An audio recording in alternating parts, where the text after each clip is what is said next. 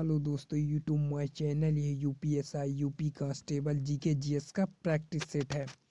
भारतीय संविधान एवं राज्य व्यवस्था से संबंधित है। क्वेश्चन नंबर 1 है, किसका कथन है कि अनुच्छेद 356 एक मृत पत्र की भांति रहेगा, इसका प्रयोग अंतिम साधन के रूप में किया जाएगा। यह कथन डॉक्टर बी.आर. अम्बेडकर ने कहा था। क्वेश्चन नंबर 2 है, भारत के संविधान को कब पारित किया गया, तो ये 26 नवंबर 1949 को पारित किया गया। संविधान के किस संशोधन द्वारा उसमें समाजवादी, धर्मनिरपेक्ष तथा अखंडता शब्द जोड़े गए थे? यह 42वें संविधान संशोधन द्वारा जोड़े गए।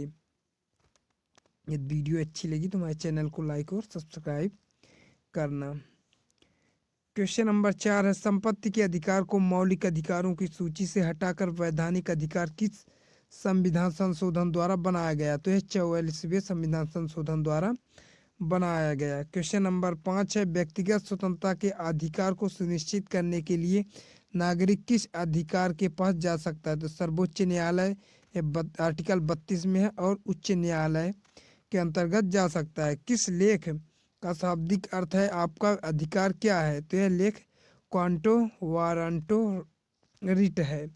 क्वेश्चन नंबर 7 है, सुप्रीम कोर्ट एवं उच्च न्यायालय के न्यायाधीशों को किस प्रक्रिया द्वारा हटाया जा सकता है? तो यह संसद द्वारा महाभियोग प्रक्रिया द्वारा हटाया जा सकता है।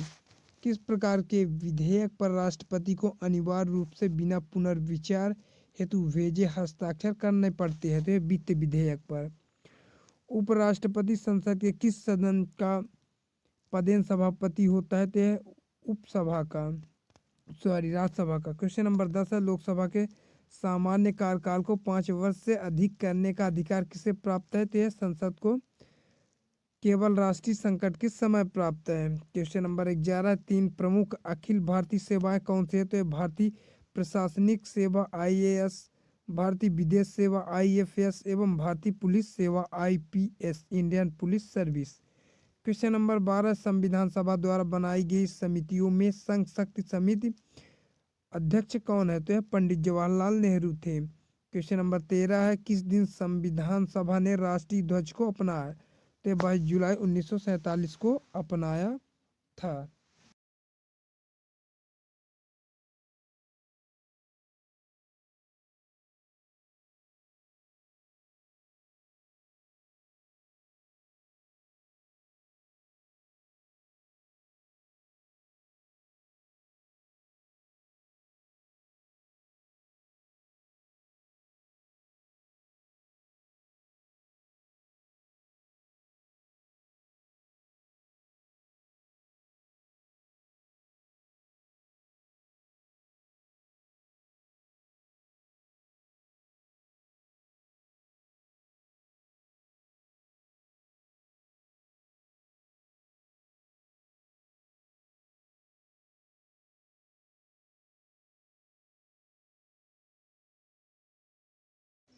हेलो दोस्तों, यूट्यूब माय चैनल ये UPPSC RO ARO UP police UPSI constable railway GK GS का प्रैक्टिस सेट है। तो स्टार्ट करते हैं। क्वेश्चन नंबर 1 है, भारत के राष्ट्रपति की तुलना निम्नलिखित में से किससे करना सर्वाधिक उचित है? फर्स्ट है अमेरिका के राष्ट्रपति से, सेकंड है फ्रांस के राष्ट्रपति से, थर्ड है ब्रिटेन के सम्राट से और फोर्थ है श्रीलंका के राष्ट्रपति से। तो इसका आंसर थर्ड है, ब्रिटेन के सम्राट से। व्याख्या, भारत के राष्ट्रपति भारत गणराज्य के कार्यपालक अध्यक्ष होते हैं। संघ के सभी कार्यपालक कार्य उनके नाम से किए जाते हैं। अनुच्छेद 53 के अनुसार संघ की कार्यपालिका शक्ति उनमें निहित है। वह भारतीय सशस्त्र सेनाओं का सर्वोच्च सेना नायक भी है। सभी प्रकार के आपातकाल लगाने व हटाने वाला, युद्ध शांति की घोषणा करने वाला होता है। वह देश के प्रथम नागरिक है। भारतीय राष्ट्रपति का भारतीय नागरिक होना आवश्यक है। क्वेश्चन नंबर 2 है, राष्ट्रपति चुनाव संबंधी मामले किसके पास भेजे जाते हैं? फर्स्ट है चुनाव आयोग, सेकंड है संसद, थर्ड है उच्चतम न्यायालय, फोर्थ है उपराष्ट्रपति। तो इसका आंसर उच्चतम न्यायालय है। राष्ट्रपति उपराष्ट्रपति के चुनाव संबंधी मामले उच्चतम न्यायालय के पास भेजे जाते हैं। राष्ट्रपति चुनाव संबंधी मामले सर्वोच्च न्यायालय के पास भेजे जाते हैं।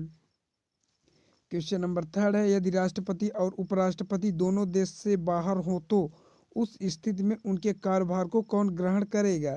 फर्स्ट है राज्यपाल, सेकंड है प्रधान सेनापति, थर्ड है सर्वोच्च न्यायालय के मुख्य न्यायाधीश, फोर्थ है प्रधानमंत्री। तो इसका आंसर सर्वोच्च न्यायालय के मुख्य न्यायाधीश है। भारत गणराज्य में अब तक कुल 47 वर्तमान मुख्य न्यायाधीश शहीद न्यायाधीश ने मुख्य न्यायाधीश के रूप में सेवा की है। न्यायमूर्ति श्री H.J. कानिया भारत के पहले मुख्य न्यायाधीश थे। भारत का मुख्य न्यायाधीश चीफ जस्टिस ऑफ इंडिया भारतीय न्यायपालिका तथा सर्वोच्च न्यायालय का अध्यक्ष होता है। वीडियो अच्छी लगी तो हमारे चैनल को सब्सक्राइब कर लेना। क्वेश्चन नंबर 4 है, निम्नलिखित में से किसकी नियुक्ति भारत का राष्ट्रपति करता है? फर्स्ट है भारत का महान न्यायवादी, सेकंड है नियंत्रक एवं महालेखा परीक्षक, थर्ड है एक राज्य का राज्यपाल या उपयुक्त सभी। तो ये सभी है। भारत के महान न्यायवादी अनुच्छेद 76 की नियुक्ति भारत के राष्ट्रपति द्वारा की जाती है। भारत का महान न्यायवादी अटॉर्नी जनरल भारत सरकार का मुख्य कानूनी सलाहकार तथा भारतीय उच्चतम न्यायालय में सरकार का प्रमुख वकील होता है। भारत के नागरिक एवं महालेखा परीक्षक भारतीय संविधान के अध्याय 5 द्वारा स्थापित एक प्राधिकारी हैं जो भारत सरकार तथा सभी प्रादेशिक सरकारों के सभी तरह के लेखों का अंकेक्षण करता है। वह सरकार के स्वामित्व वाली कंपनियों का भी अंकेक्षण करता है। भारत के नियंत्रक और महालेखा परीक्षक की नियुक्ति राष्ट्रपति द्वारा की जाती है।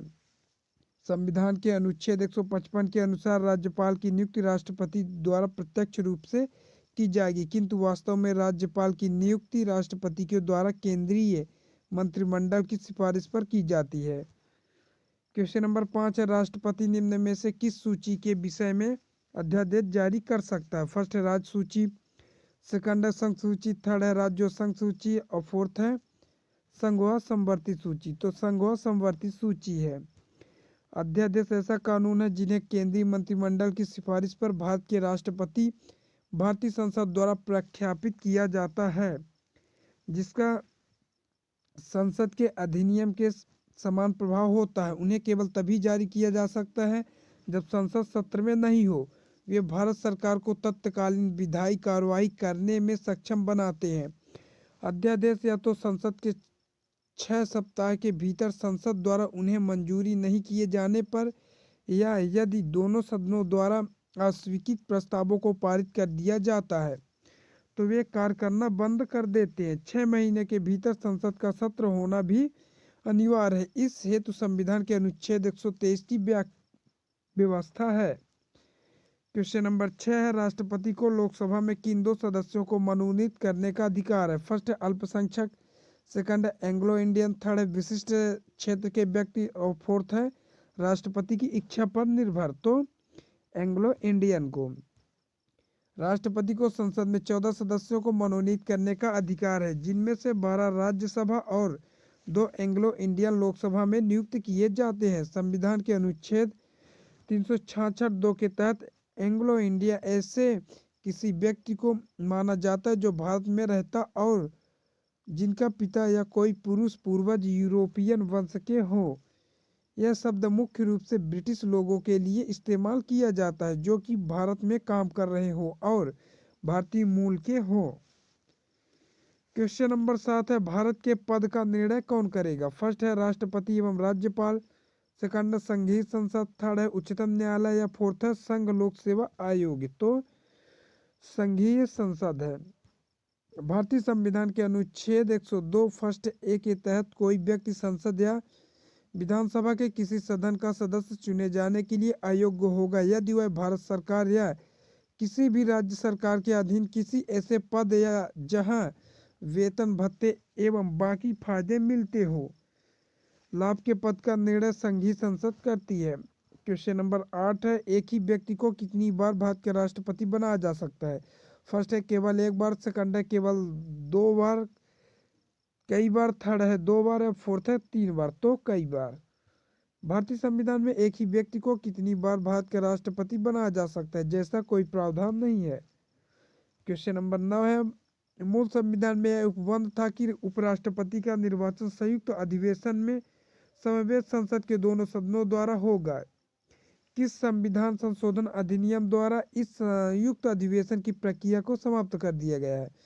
फर्स्ट है 11वां संविधान संशोधन अधिनियम 1961, सेकंड है 16वां संविधान संशोधन अधिनियम 1963, थर्ड है 23वां संविधान संशोधन अधिनियम 1970 या फोर्थ है 27वां संविधान संशोधन अधिनियम 1971। तो इसका फर्स्ट होगा 11वां संशोधन 1962। इसके अंतर्गत उपराष्ट्रपति के निर्वाचन के प्रावधानों में परिवर्तन कर इस संदर्भ में दोनों सदनों के संयुक्त अधिवेशन को बुलाया गया। साथ ही यह भी निर्धारित की गई कि मंडल में पद की रिक्तता के आधार पर राष्ट्रपति या उपराष्ट्रपति के निर्वाचन को चुनौती नहीं दी जा सकती।